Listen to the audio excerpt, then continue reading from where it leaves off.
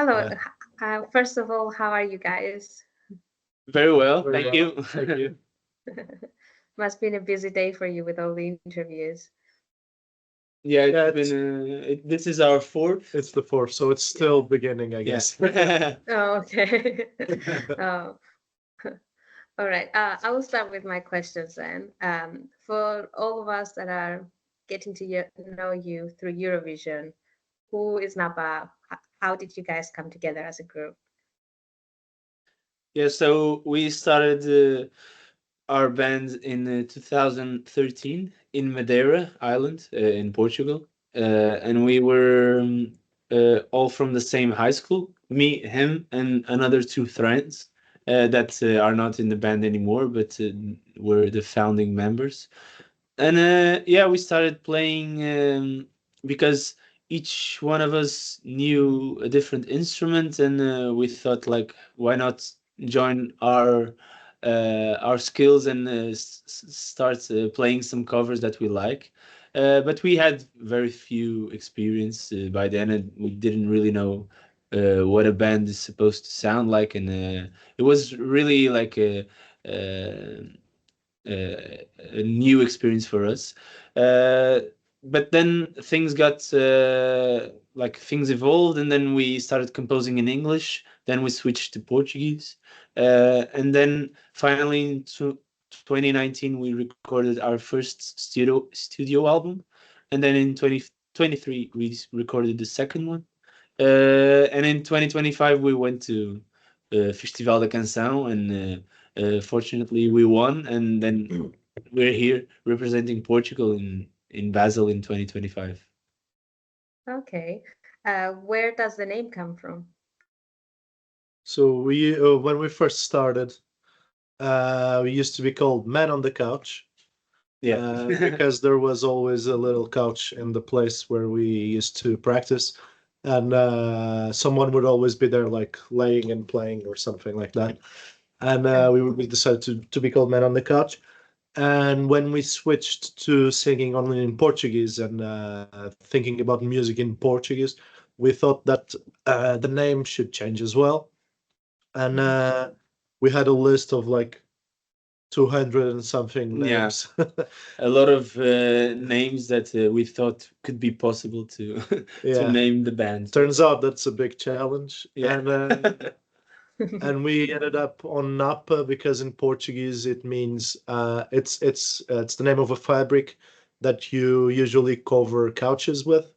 So there's a Okay. little bridge there. And Yeah. also Napa is very easy to say, it rolls off the Yeah, tongue yeah. and it stays in your head. Mhm. So yeah. Okay, that's very interesting. You you mentioned a little bit about your musical career. What led you to join to enter Festival de Canção? So last year we submitted our song. There's a free submission every year in Festival da Canção that anyone can apply, and we applied last year, but we didn't get picked among all the entries. But then this year, for our surprise, they invited us to compose a song for Festival da Canção. We were really happy, and we thought it was a great timing to participate because we were no longer a very amateur band. We were more mature in our songs, in our music, and it was the perfect timing. Also in our path to participate in contests like this, and it turns out we were right. I think, and yeah, we brought Deslocado, and yeah, we won Festival da Canção. Wow. So would you say this is a highlight of your career, or do you have another moment in mind? Well, Uh, until now, this has to be the peak, right? Yeah. But Yeah, yeah. I think we're aiming for higher stuff as well. Like why stop here, right? Yes. We wish to to reach higher points, but this Yeah, for so far it has been the highest point, and we are very glad for the reach that this music has had in Portugal, and now because of Eurovision in Europe and in the world. Mhm. And we're very glad. Yeah, it was really beyond what we imagined when we wrote this song and we brought it to Festival da Canção. Okay. So let's talk a little bit about your song. It captures the feeling of disconnection from urban life and missing home. Could you share the inspiration of this narrative and how does it reflect to your personal life? Yeah, so I wrote this song about 1 or 2 years ago, and it really reflects on the story of all of us in the band because we are all from Madeira. We all came to Lisbon when we were after high school, so to university, and it's a very common story among Madeirans because the university there has few courses, and a lot of people go outside to mainland Portugal to in pursuit of an academic path. So we did just that. We studied different courses, but we all came to Lisbon. And when you do, you come here to live alone, and you're kind of forced to growing up fast. Uh, and also you start like as the years go by, you start to value even more the things that you left behind, the family, and all the amazing qualities that Madeira has that we miss, like beyond friends and family, the weather and the water, the beach, the people, the food. And I think the song reflects on that as well, like uh, all the things that we miss. And even though we've been here for so long in Lisbon, 10 years, and we really like being here and the opportunities and the people that we met in this amazing city, there's still nothing like being home. Yeah, and the song is about Madeira because Madeira is our experience. But this same story happens throughout Portugal, throughout Europe. I guess you're an example of that as well. Yes, Yeah. I'm excited. Exactly. So, yeah, it's about that feeling of coming to a new city, uh, bloom in that city, really like get your life started, go for better opportunities and for bigger things. But it's not home, and home is different. Mhm. Yeah, yeah. I definitely can relate to the song. Yeah. Um, would you say it was important to sing the song in Portuguese?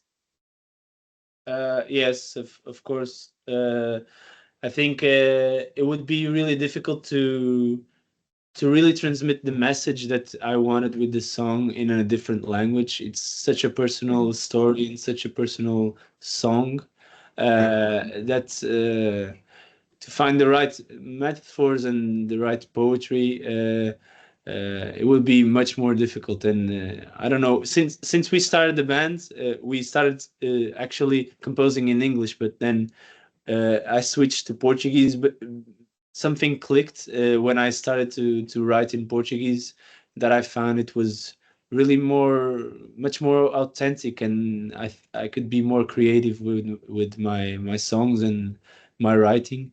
So since that click, I never switched back to English. So this wouldn't be an exception. It would, yeah. So Yeah, and it's a Portuguese story recorded in Portugal and sang by Portuguese people. So I think it makes all the sense that it's sung in Portuguese as well. And I think the Eurovision watchers and fans can understand that and understand that this makes sense in Portuguese, and it's a way to transmit this history and this message a bit better. mhm.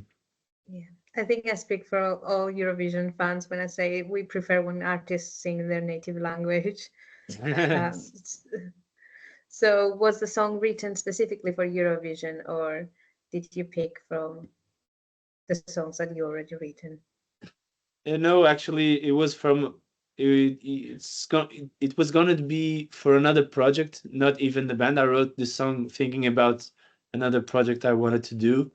But then when this invite to participate in Festival da Canção happened, we started brainstorming like, and finding new songs to take there, and this was the only one that clicked, and that we thought like, yeah, this is a story to bring, because it's so true to us, and such a special song, for all of us, because it talks about our story. So it made all the sense to bring this one. And I think we had a couple of other what do you say, other songs. And at the end of the day, we would always go back to, but how is it compared to Deslocado? Yeah. And Festival da Canção said, so that just cleared the path.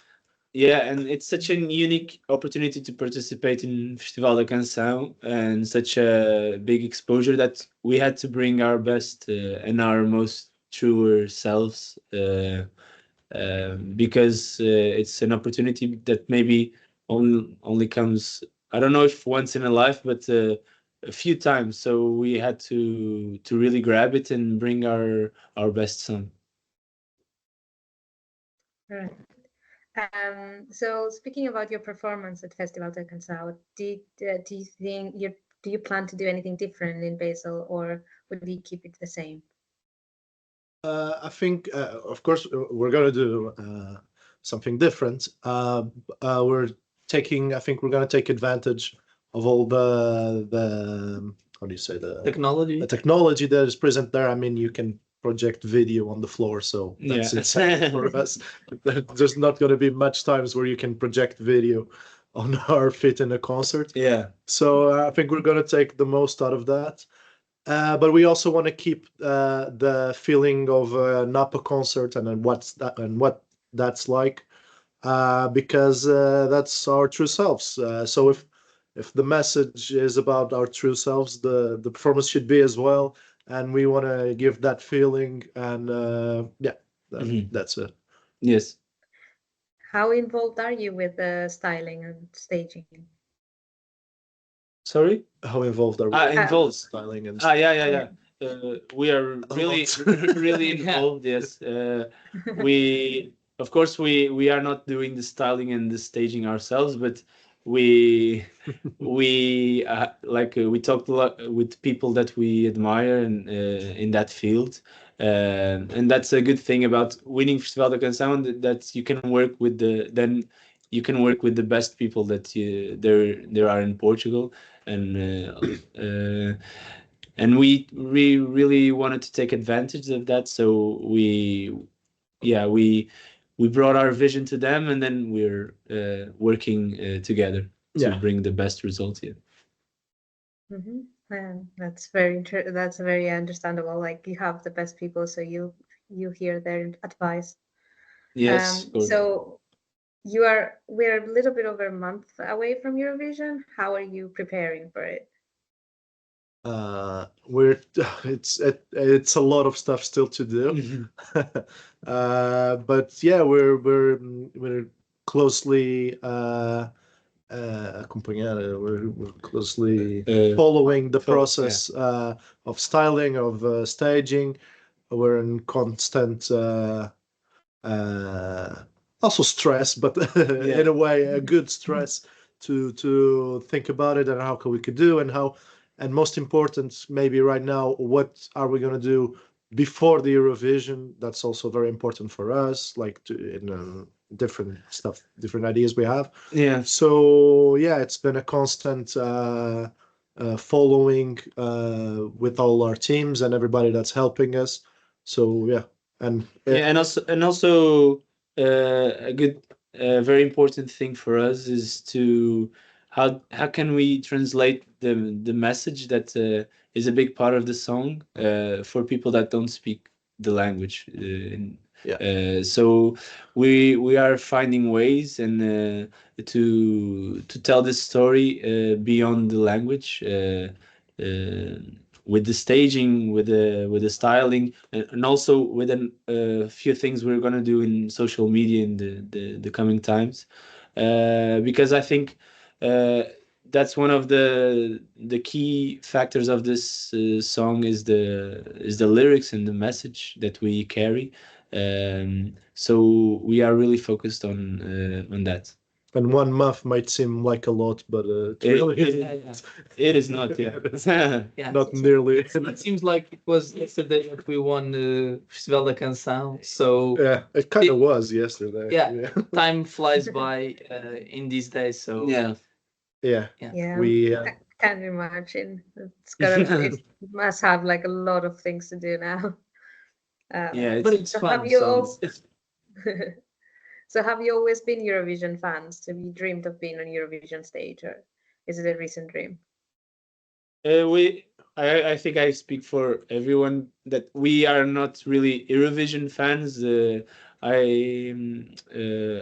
Of course, I saw Eurovision from time to time, and especially since Salvador Sobral won in 2017, that I think Portugal really became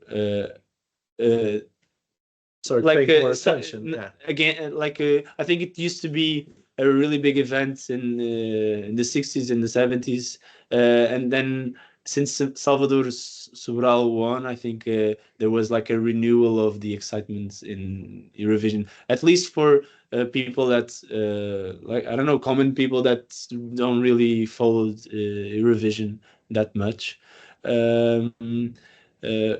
Because also the style that goes to Eurovision, it's not really our style of music normally in our world, but yeah, we are happy to be in such a big event, a big stage, and we're happy to bring our identity to that world. So we can wrap up. Can you give a message to the audience then? Yes, so if you liked our song Deslocado, thank you very much. And if you want to listen more of our music, you can go to our Spotify and see the rest of the songs that led up to this. And we're really excited to bring our song to the Eurovision stage, and really looking forward to seeing all of you in Basel and all of you at home that will watch Eurovision. Great. Thank you so much for your time, and good luck to Eurovision. Yeah, thank you very much. Thank you.